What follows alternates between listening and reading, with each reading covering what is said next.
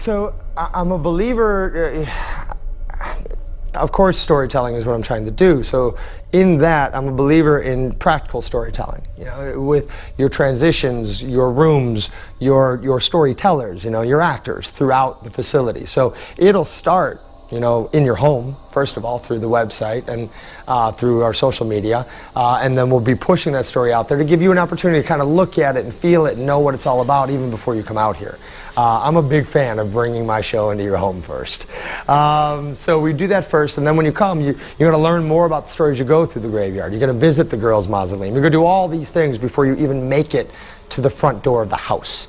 And then once you come into this, I mean, you only see a very small frame right now, but into the master foyer here, you see the double, you know, the double level mansion, and this is where the butler will tell you what's happening in the house, what the dangers are, not to trust the little girls. They're not little girls. And as you go deeper and deeper into the house, you see the havoc that the little girls have caused. And you meet more of these characters that are trying to get you out of the house now. They're trying to save you from the girls. So it's constant storytelling throughout the entire mansion. And all of this is practical. I mean, this is a mansion in the middle of the woods. You're going through actual bedrooms, actual kitchens, actual hallways.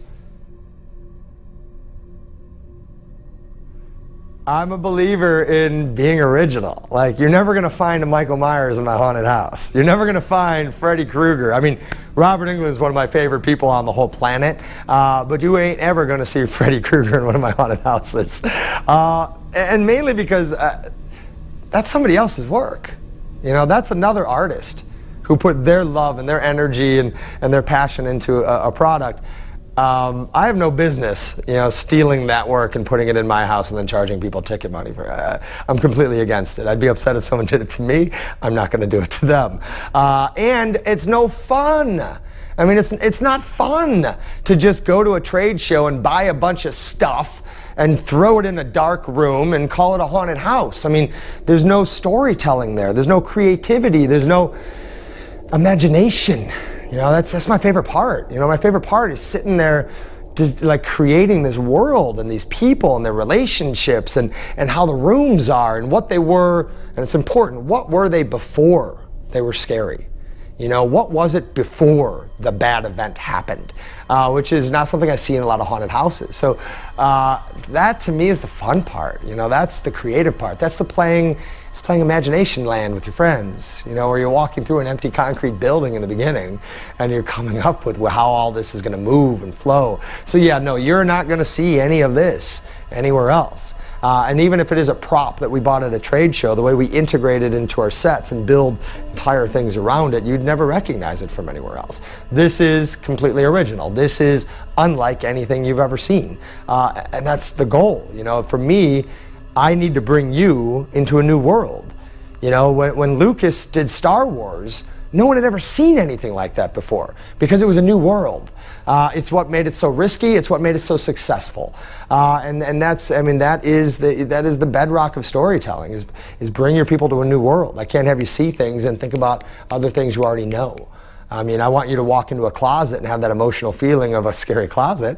I just don't want you to be like, oh, that's the closet from this movie. I don't want that. So, yeah, we built all of this. This is all original. This is the handiwork of Zombie Army Productions. And this is what happens when you collect some of the best artists in storytelling and building and scenic painting and propping and costuming and makeup. When you bring them all together and you build a place for haunters, built by haunters, you end up with a place like Hell's Gate. You know, we did the whole building, not just the haunted house inside.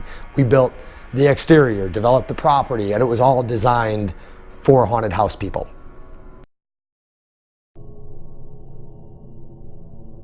Yeah, so it all starts with the seed, right? You know, it all starts with the story. You know, for me, I mean, I honestly got the idea for Hell's Gate at the bottom of a pool.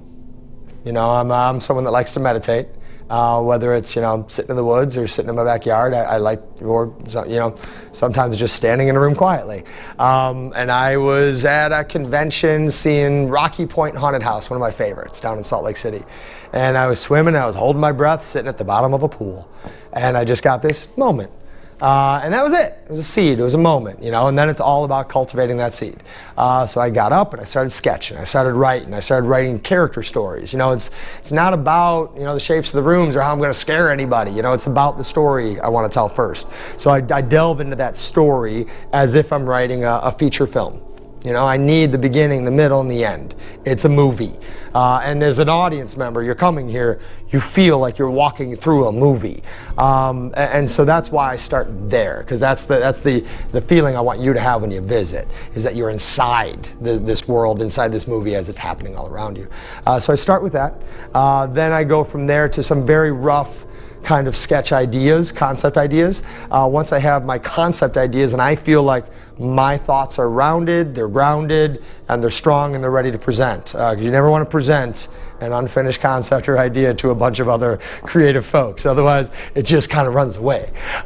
So once I get it to a point where I feel that it's powerful enough to stand on its own, then I'll bring in my, you know, my team, and I'll talk them through what I'm looking at here, and we'll have like our creative nights where people can bring ideas to the table once they know the structure, the framework, the foundation, the storyline, the concept. You know, I always say concept is your guiding light. You know, imagine yourself in pitch darkness. That's the torch. The concept is the torch. It gives you the light. It shows you the way. When you're in doubt, go back to your concept. So once we're all on that same page, I give everyone an opportunity to contribute.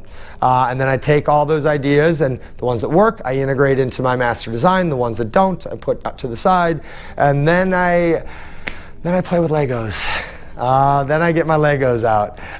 Everyone thinks I'm joking when I say that. You didn't. You brought Legos to me today. You understand I'm real about this. From day one, I've always built my designs out of Legos first. And it's part the play, you know, the childlike play of imagination to do that. But also it serves a very important function, and that's that I'm creating a three-dimensional model that I can help communicate what I'm looking to do to all of my artists before we move on to CAD drawings, because that costs a lot of money. So I can knock down walls with Legos with my fingers, and it takes a minute. It's no problem. I don't have to go to my architect brother to, you know, have him spend a day doing it on a computer. So we do all of it with Legos first. I place all the little actors in that Lego model. I look at sight lines. I'll sometimes use a laser pen to practice sight lines. It's all to scale, which is important as well. And then when I bring in my lighting designer, you know, he'll be able to say, oh, okay, I see what's in my way now. You know, I see that mounting a light here is better than mounting a light here. So then he can take a little colored Lego, and that's his light. My sound guy can be like, oh, this Lego is my speaker. I'm going to put it here. So then they can really think about what it really looks like instead of just seeing on a two-dimensional plan. I feel that it's a good way to kind of bring people into the design process without depending on them to be, you know, educated plan readers. Not everyone knows how to read an architectural drawing, but everyone understands Legos. You know, that's the great thing about Legos. They are fundamentally, you know, powerful with communication. You know exactly what you're looking at most of the time with Legos. So that's why I do Legos. And then after we're done with Legos, we move on to CAD drawing. Once I've worked every bug out with the actors and the audience and everything with the Legos, I go to the CAD drawing. And my little brother Kyle LaFlamboy, does all of the CAD drawings and technical drawings, and then that's what gets passed on to the rest of our crew and how to build everything.